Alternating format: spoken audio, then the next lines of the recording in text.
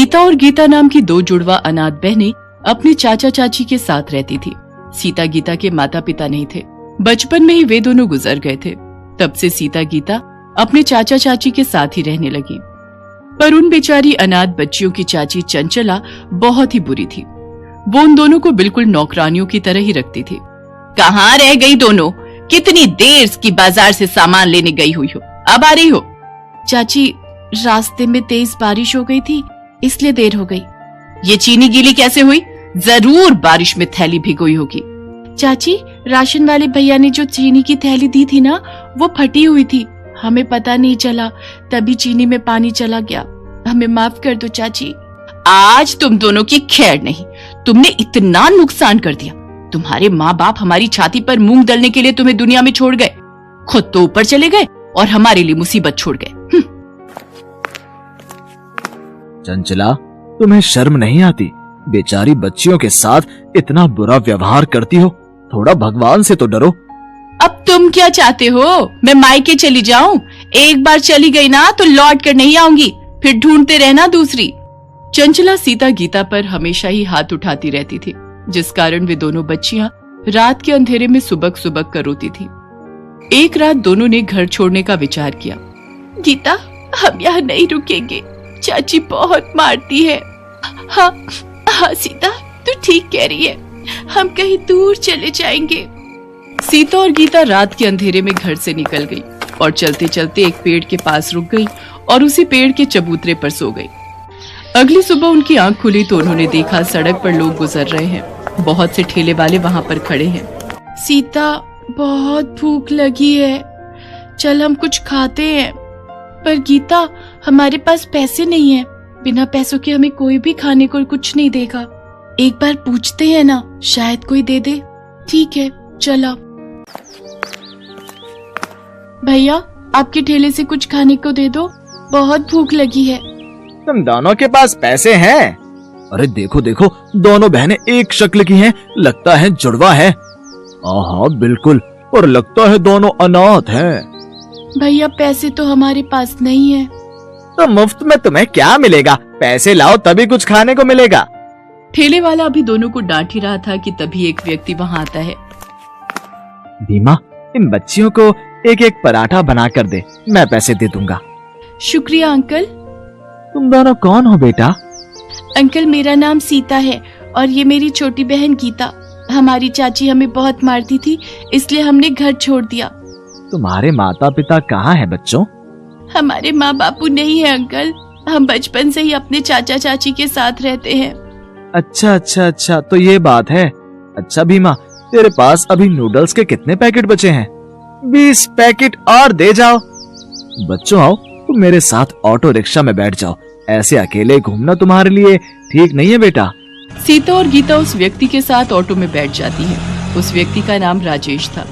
वो अपनी पत्नी के साथ मिलकर घर पर नूडल्स बनाने का काम करता था और नूडल्स के पैकेट बाजार में ठेले और रेस्टोरेंट वालों को सप्लाई करता था। सीता और गीता राजेश के साथ बातें कर रही थी, तभी राजेश के सीने में दर्द उठने लगा। क्या हुआ अंकल, आप ठीक तो हो? लगता है इनके दिल में दर्द उठा है, हमें इन्हें हॉस्पिटल ले जाना पड़ेगा। तो चलो अंकल, जल्दी से इन अंकल को हॉस्पिटल ले चलो। सीता गीता ऑटो वाले के साथ राजेश को हॉस्पिटल लेकर जाती हैं।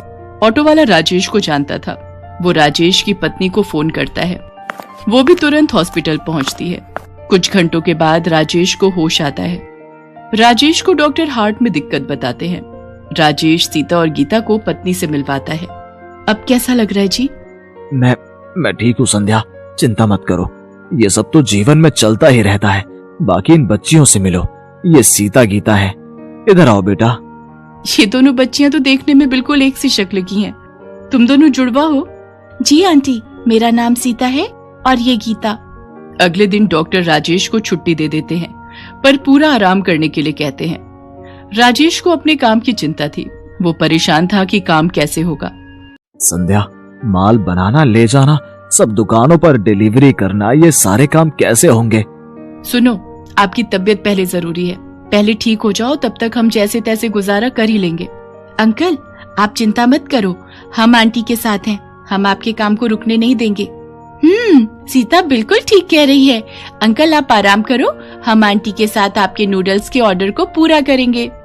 और फिर ऐसा ही हुआ। संध्या नूडल्स बनाती और संध्या, सीता और गीता के साथ दुकानों और ठेलों पर नूडल्स के ऑर्डर डिलीवर करने के लिए जाने लगी। एक दिन सीता संध्या से बोली, आंटी, जब हम नूडल्स के पैकेट तैयार कर सकते हैं तो क्यों ना हम अपना ही नूडल्स का एक स्टॉल खोलें। इससे कमाई ज्यादा होगी और हमारे खुद के बनाए हुए तरह तरह के नूडल्स बेचकर अच्छी कमाई कर सकते हैं हम। ये आइडिया तो हमारे दिमाग में कभी आया ही नहीं। क्या तो तुम ठीक रही हो राजेश, मैं सोच रही हूँ सीता और गीता ठीक कह रही हैं। हम खुद के नूडल्स का स्टॉल खोलते हैं ना, शायद हमारी कमाई अच्छी हो जाए। ठीक है संध्या, पर बहुत मेहनत लगेगी। तुम्हें सुबह उठकर सारी तैयारी करनी पड़ेगी। स्टॉल पर सारा दिन खड़े होकर नूडल्स बेचने होंगे। क्या तुम ये कर पाओगी? मुझे बस आपका साथ चाहिए, और फिर मेरे साथ सीता और गीता जैसी इतनी प्यारी प्यारी बच्चियां भी तो हैं। और फिर संध्या ने सीता और गीता के साथ मिलकर अपने ही बनाए नूडल्स को तैयार करके बेचने के लिए एक स्टॉल किराए पर ले लिया। सीता और गीता जुड़वा बहनें थीं। लोग जब उन दोनों को स्टॉल पर संध्या के साथ नूडल्स बनाते देखते तो आश्चर्यचकित होते और वो स्पेशली उनके स्टॉल पर नूडल्स खाने जरूर आते। धीरे धीरे ग्राहक उनके स्टॉल पर बढ़ने लगे और संध्या के नूडल्स स्टॉल की अच्छी कमाई होने लगी। संध्या, सीता और गीता दोनों बच्चियां मेरे लिए बहुत भाग्यशाली बनकर आई हैं।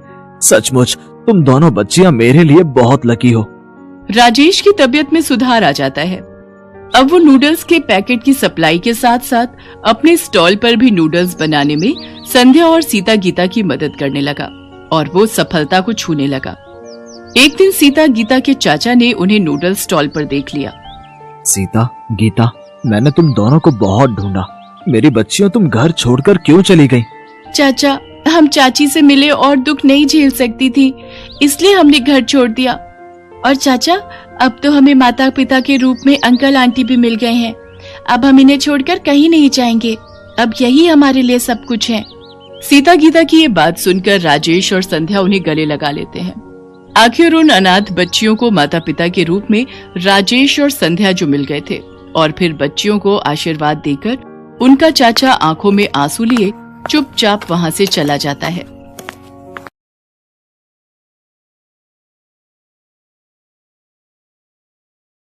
शहर से दूर एक चंपानगर नामक गांव था।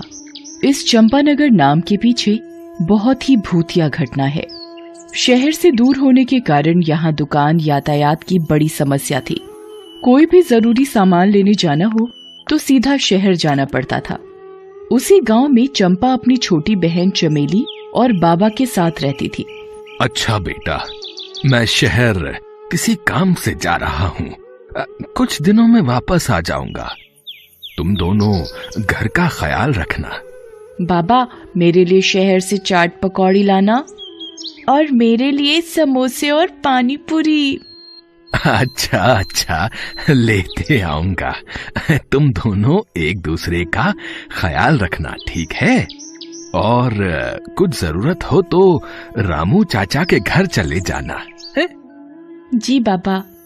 अच्छा, मैं चलता हूँ। चंपा और चमेली बाबा को दरवाजे से विदा करते हैं।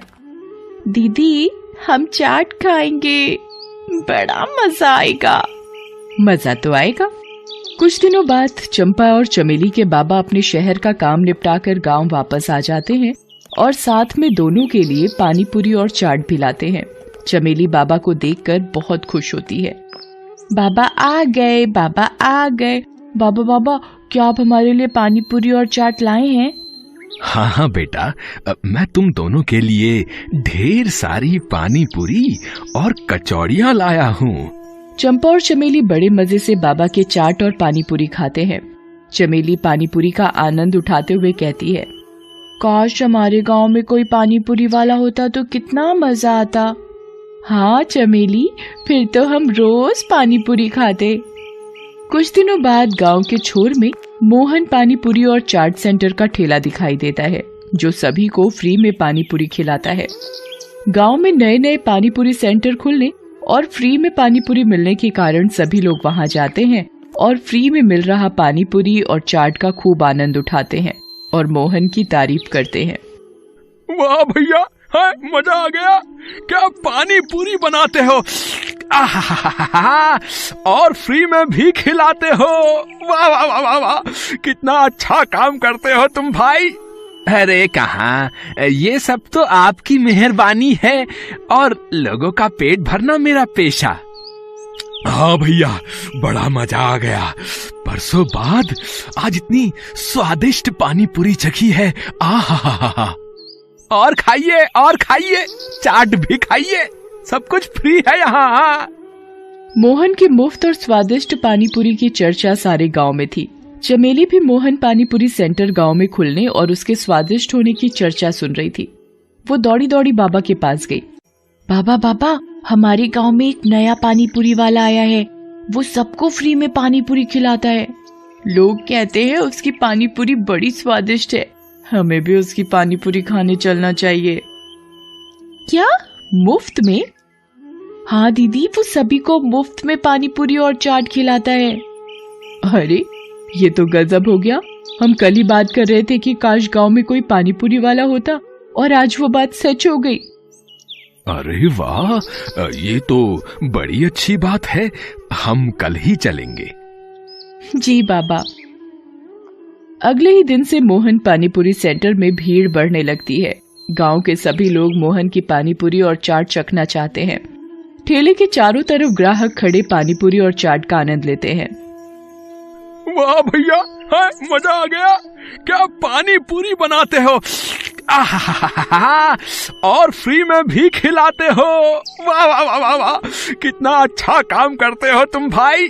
मोहन भाई, मजा आ गया। वाह, खाइए, खूब खाइए, बच्चों को भी खिलाइए।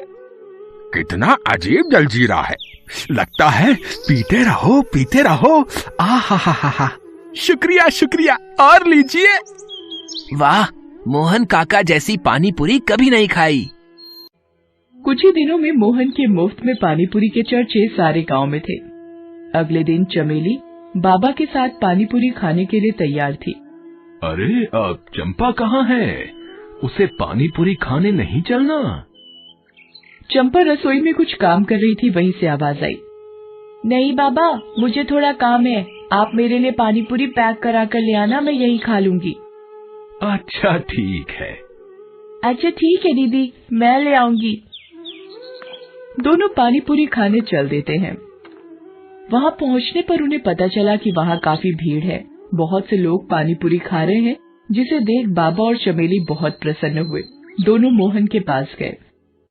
मोहन, अब तुम्हारी पानी पूरी और चाट के बारे में बहुत चर्चे सुने हैं। जरा हमें भी चखाओ, हम भी तो देखें तुम्हारी पानी पूरी कैसी है। चमेली बड़ी खुश थी। अरे आइए, आओ बेटा आओ, ये लो खाओ, खूब खाओ और मजे करो। है सब फ्री में है, पेट भर के खाओ, ये लो। बाबा और चमेली दोनों पानीपुरी खाते हैं और उसके स्वाद में खो जाते हैं। वाह मोहन वाह, जैसा सुना बिल्कुल वैसा ही पाया। आहा, कितनी स्वादिष्ट पानी पूरी है। वाह, मजा ही आ गया। वाह मोहन काका, मजा आ गया। लोग सच कहते हैं, इतनी स्वादिष्ट पानीपुरी तो आज तक न खाई थी। थोड़ा जलजीरा और मिलेगा? हाँ, क्यों नहीं, ये लो और खाओ, लो।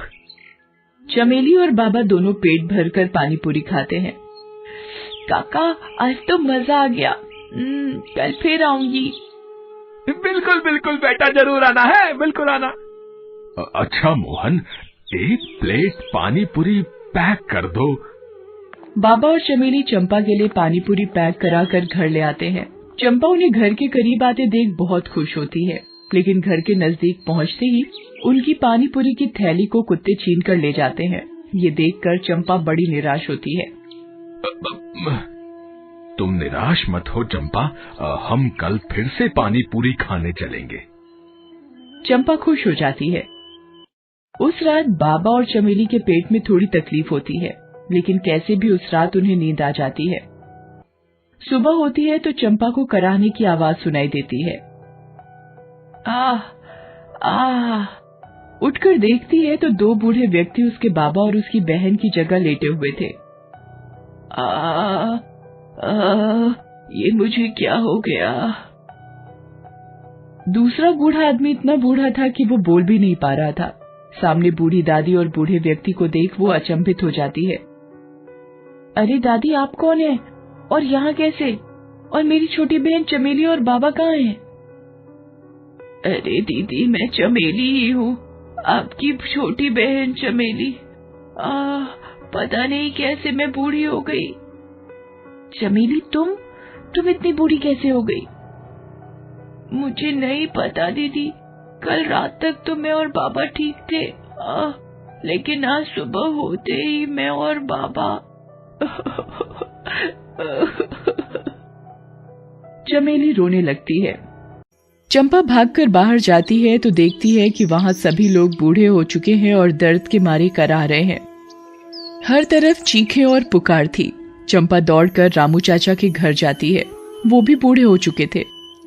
रामू चाचा आप कहाँ हैं?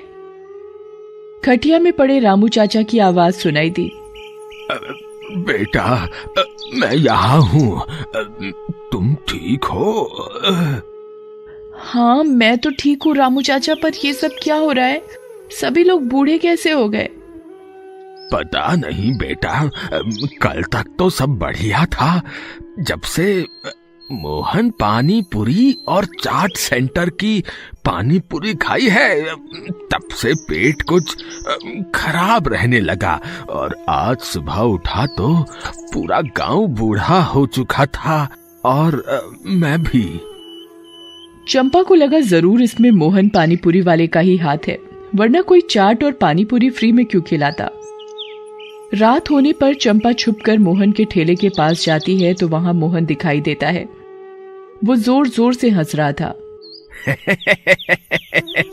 ये पानीपुरी नहीं, मेरे रसायन का कमाल था। अब मैं कभी बूढ़ा नहीं होऊंगा। चंपा चुपके चुपके ये सब देख और सुन रही होती है। अच्छा, तो ये बात है। मोहन खुशी में इतना पागल हो गया कि उसका रसायन का डिब्बा उसके ठेले से नीचे गिर गया, मगर उसने ध्यान नहीं दिया और वो अपना ठेला लेकर वहां से चला गया। चंपा उस रसायन के डिब्बे को उठाकर घर ले आती है। अगले दिन चंपा बहुत ही स्वादिष्ट पकवान बनाती है और मोहन के पास जाती है। मोहन काका, मुझे भी पानीपुरी खिला दो। चंपा को देख मोहन सोच में पड़ जाता है। अरे, ये लड़की कैसे बच गई? कोई बात नहीं, आज इसकी भी उम्र छीन लूंगा। अरे बेटा, आओ आओ आओ, तुम भी खाओ, ये लो है। पर एक शर्त है, आप इतने दिनों से हमें फ्री में पानीपुरी और चाट खिला रहे हो, इसलिए आज मैं भी आपके लिए कुछ लाई हूँ। ये लीजिए, पहले आप मेरे हाथों से बने हुए स्वादिष्ट व्यंजन खाइए, तो अभी मैं पानीपुरी खाऊंगी। चंपा सारे व्यंजन मोहन को दिखाती है। मोहन इतने सारे स्वादिष्ट पकवानों को देखकर खुद को रोक नहीं पाता। अरे बस इतनी सी बात, मैं अभी खा लेता हूँ। जैसे ही मोहन खाना खत्म करता है, वो धीरे धीरे बूढ़ा होने लगता है। ये क्या हो रहा है मुझे? चंपा हंसती है। वही जो तुमने गांव वालों के साथ किया। खुद का रसायन खुद चखकर कैसा लग रहा है भूतिया पानीपुरी वाले? मैं तो तभी समझ गई थी कि दाल में कुछ काला है जब तुमने पूरे गांव को फ्री में पानीपुरी खिलाई। पानीपुरी वाला धीरे धीरे बूढ़ा होने लगता है। अरे, मेरा रसायन कहाँ गया? मेरा रसायन कहाँ गया? तुम्हारा रसायन? तुम्हारा सारा रसायन इन्हीं स्वादिष्ट पकवानों के साथ तुम्हारे पेट में है। और वो भूतिया मोहन पानीपुरी वाला बूढ़ा होते होते गायब हो जाता है। धीरे धीरे सभी गांव वालों को उनकी उम्र वापस मिलने लगती है। अरे देखो देखो, मैं ठीक होने लगा, मेरी उम्र वापस आ रही है। चमेली और उसके बाबा भी अपनी असली उम्र में वापस आ जाते हैं। चंपा की ये बहादुरी देख सभी गांव वाले उसकी तारीफ करते हैं। चंपा, तुमने अकेले ही हम सबकी जान बचा ली। तुमने कमाल कर दिया। नहीं रामू चाचा, ये सब आपकी देखरेख का ही कमाल है कि मैं जल्दी ठीक हो पाई और उस भूतिया पानी पूरी वाले को सबक सिखा पाई। वाह चंपा बेटा, तुम्हारी चतुराई और बहादुरी से आज सारा गांव बच गया। मुझे तुम पर गर्व है बेटा। तब से सारे गांव वालों ने गांव का नाम चंपानगर रख दिया।